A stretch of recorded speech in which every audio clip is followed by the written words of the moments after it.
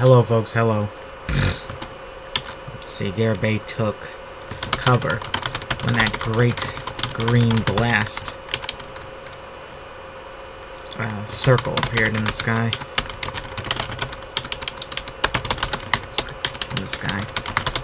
Dami had said she was going to attack to start off the attack, but not how. Garabay imagine her just flying through over the base like some witch who forgot her broom, and you're flying her races, blasting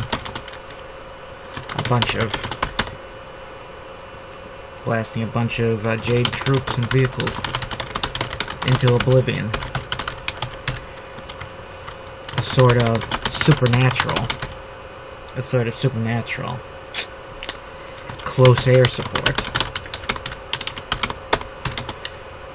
When Garabay saw that circle in the sky, it was clear that Dami was doing something more unexpected. Garabay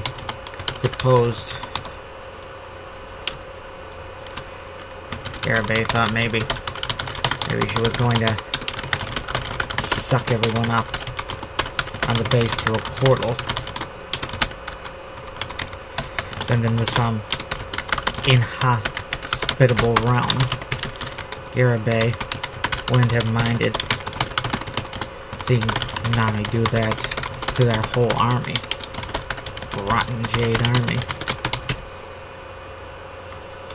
Maybe Dami. Yeah, that's a proper sentence word. Thought maybe Dami was going to suck everyone up on the base through a portal, send them some inhospitable realm. Garabay took cover in some wooden shed and avoided looking toward the blast, looking towards the portal. Let's see, looking towards the portal. Let's say took cover in some wooden shed and avoided looking toward the portal.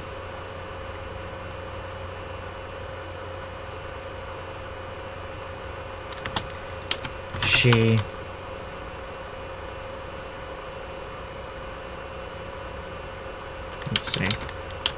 doubted Dami was going to anything that would strike her blind. Or perhaps some big blast would knock her through the air, like she was caught by some raging windstorm. There was quite a thunderous explosion, and that portal turned out to be some great beam of green energy. Deadly green energy that vaporized countless Jade soldiers, vehicles, and other important things. Not that Garabay saw this with her own eyes. Other important things. Did I ever use that line? Sometimes I think I'll write a great epic novel with that title. Other important things. Let's see. Saw this with her own eyes. Garababy supposed if she was a more powerful psychic, she might have sensed the last feelings of those men as they died, or even heard their last thoughts in her head, like they were her own. Garabay was glad she was not that powerful of a psychic. powerful. Allergy. It was glad she was not that powerful a psychic. Her own thoughts often bothered her. She could imagine what the thoughts of others would do to her psyche, which was never that strong in her view.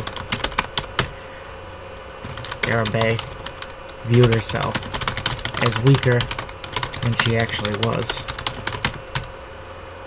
and viewed her, the partisan martyr of a mother, as a much stronger person.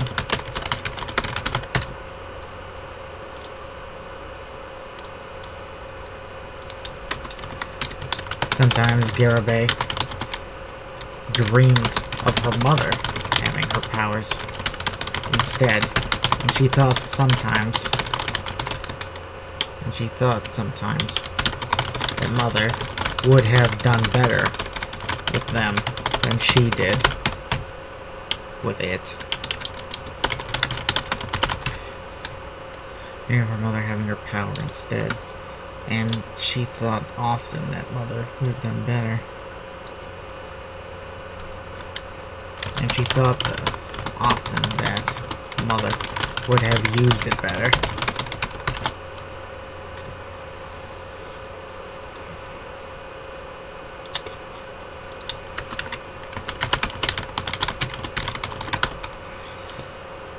Let's see. Oh, screw you, word.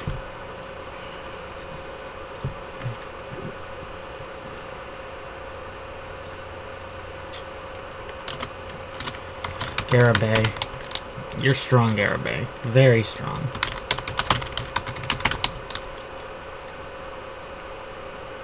Let's see.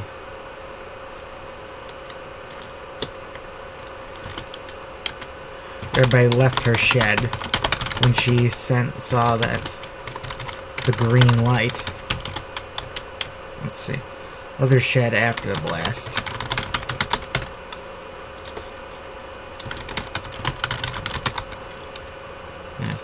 She caught sight of a lot of green flame, smoke, and a giant crater, or a lot of jade. And a giant crater where that blast had fallen. She expected a rain of green destruction afterwards. Madame did not appear. Lady Dominique did not appear. She was flying up. She was not flying up there about the clouds. And she would have stuck out quite well, for it was still bright daytime. Wait, is it? PM. The monster grand attack on Libertyburg, those bastards. Well, 4 PM is still pretty early, usually. In the tropics, I assume. Still sunny till a while after that, even in daylight savings time, maybe. It's pretty cloudy and dark outside right now, and it's only 12:19 PM. That lovely fall weather, you know? And,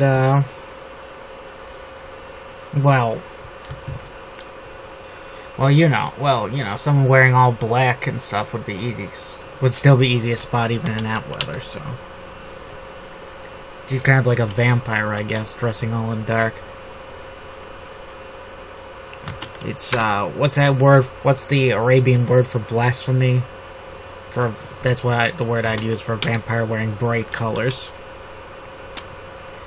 It stuck out quite well. With bright daylight, and her dark attire would have made her as visible as a bomber plane. As a daytime bomber. See, flying up in the clouds, and she would have stuck out quite well, for it was still bright daylight, and her dark attire would have made her as visible as a daytime bomber.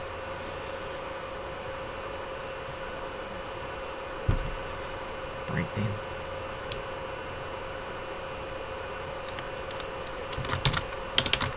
Is that it, Lady Dominique? Garibay asks.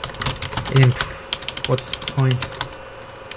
The point of an impressive entrance if there's no follow-up? Tommy had no reply and did not appear. Garibay wasn't going to wait for her to show up. She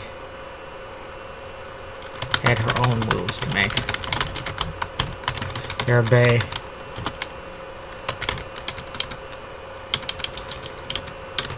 took about 5 minutes after blast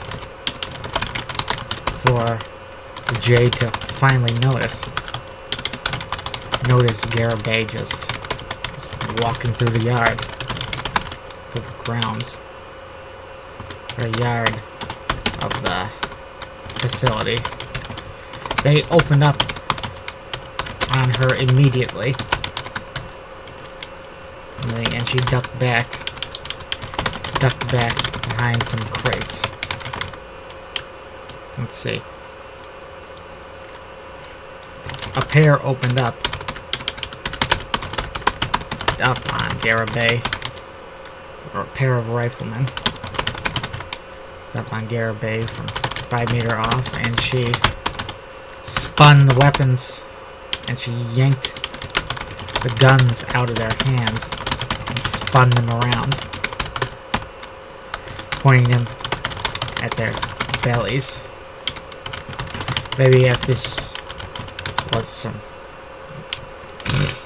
maybe this was one of those comics that Garibay, one of those Zedin comics that Garibay got from a Zedin soldier whose life she saved. From a Zedin soldier.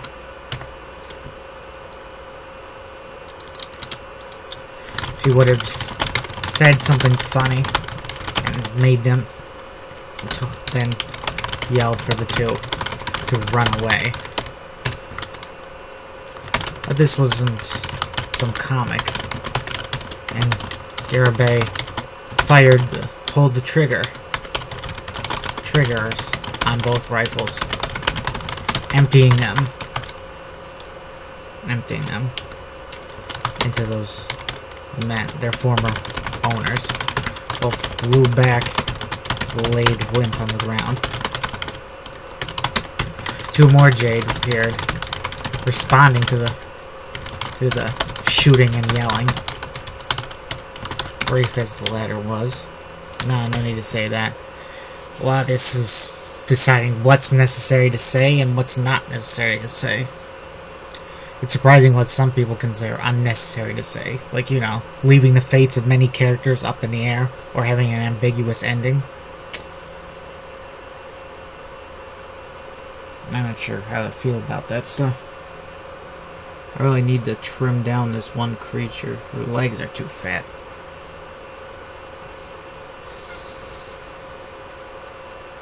Let's see. Shooting and yelling. Garibay threw weapons at the 2 men. He emptied rifles. The 2 men, impaling both. Both like they've been hit by tribal spears. Both men shrieked bloody murder. As they collapsed to their knees and fell backwards. Garibay was picturing the enemy as not as Jade, but as the Bloodguns.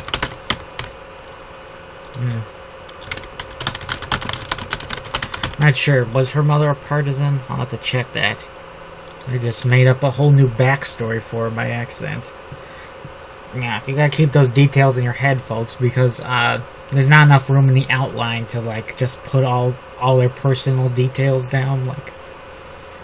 Maybe if you have one of those writer aid programs, but I don't use one of those, and I don't feel like I need one of those. What I need is some adder. A damn adder, that's what I need. I need the world's best adder, like the Einstein of adders. Let's see. You know, like those people that saved Star Wars. They said Star Wars was a terrible movie before the adders got their hands on it, and then they turned it into gold. I'm talking about the original one, naturally. Because, you know, they probably wouldn't have... you know, they, the ones that came, I don't know if the stories about them, if they need a lot of re-editing and such. Reshoots and all that. If they did, it was worth the time. Those movies were pretty good. Everybody was picturing him, you know, as Jade, but all kinds. He hated the Jade for the atrocities he saw them commit, but she would always hate the Blood Kings worse, for they were the ones who hung her partisan mother. Partisan? They were the ones who hung her partisan mother.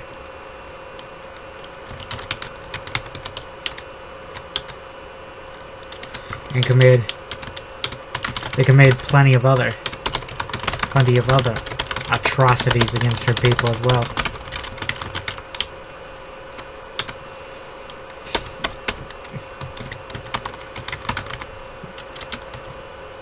Garabab. Yeah, she's a babe.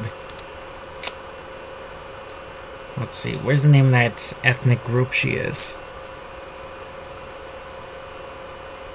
Of course, the Balkan countries didn't colonize any other countries in the scramble for Africa. Because they were being colonized themselves at the time. It's hard to colonize when you're being colonized. Colonization kind of, you know, it kind of hits the brakes on pretty much their own development, and, you know, I guess it's kind of like communism in a way. You don't have much desire to improve things if it's just going to benefit your master, you know? Like, you know, like if the colony builds some big new steel mill or something, the steel mill's resources and money, it's all going to go to the master of the colony, not the colonists. That's part of the reason why there was the American Revolution, but it's another story. Let's see. Complainers, color. Yarabay's people.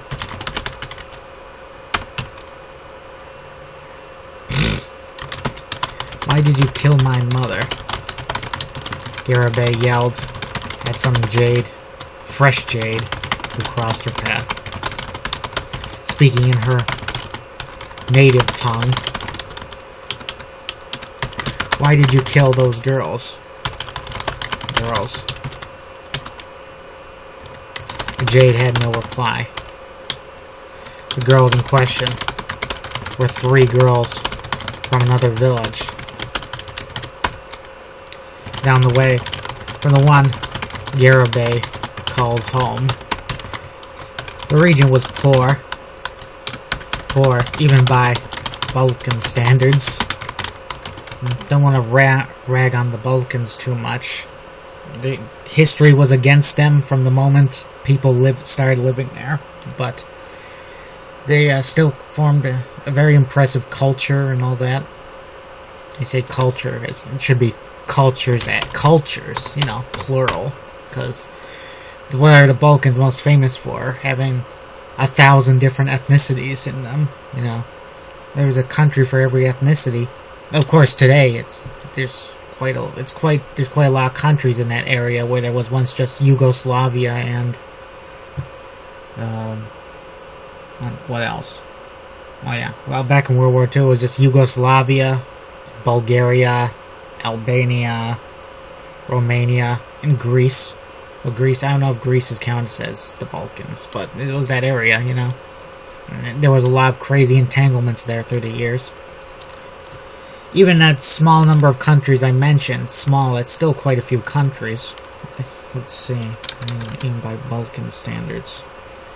But they still had a modern school located between the two villages.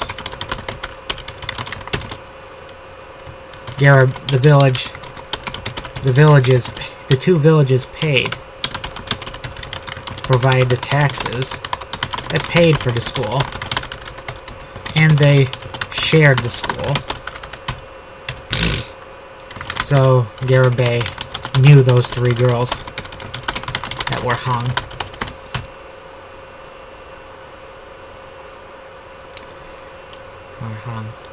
She knew them for years, for a number of years. They bullied her first, but then they became friends. They were nicknamed the Diplomats because there was so much. They're nicknamed the Diplomats. Their little clique was nicknamed Diplomats because they hailed. Let's see, what does clique stand for? Because they hailed from two. When I see the word clique, I think of all the cliques in China around the time of the Japanese invasion. Guanxi clique, Mao clique, the Communist Socialist Republic. Because there's no friends from the two. Let's see, damn it. Due to their bonds.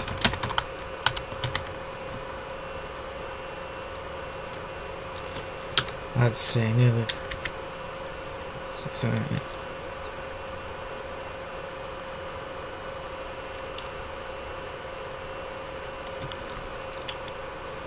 hard times came when the Bloodkins arrived. People starved in the village. Those three girls, and they became.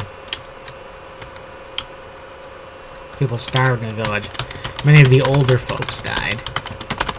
The three girls had each lost. The three girls became desperate enough to try and steal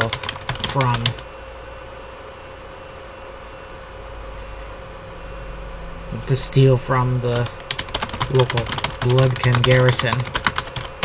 They were caught and hung over a loaf of bread.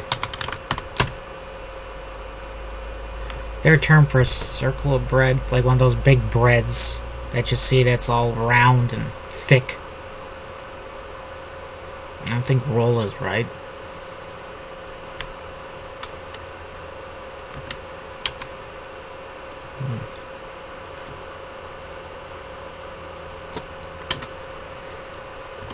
When guerrilla activity picked up, the Bloodkins burned the school, the modern school, to prevent it from being used as a partisan HQ. The partisans ended up hiding out in the woods, some cave in the woods. The woods instead. One that the Bloodkins never found. This kind of makes the Bloodkins sound like pricks. Well, they were. You read atrocities by the Wehrmacht on Wikipedia, it's pretty gruesome. I mean, just the stuff they did to, like, you know, not even people who are, like, what they consider to be their racial enemies, like the Russians and the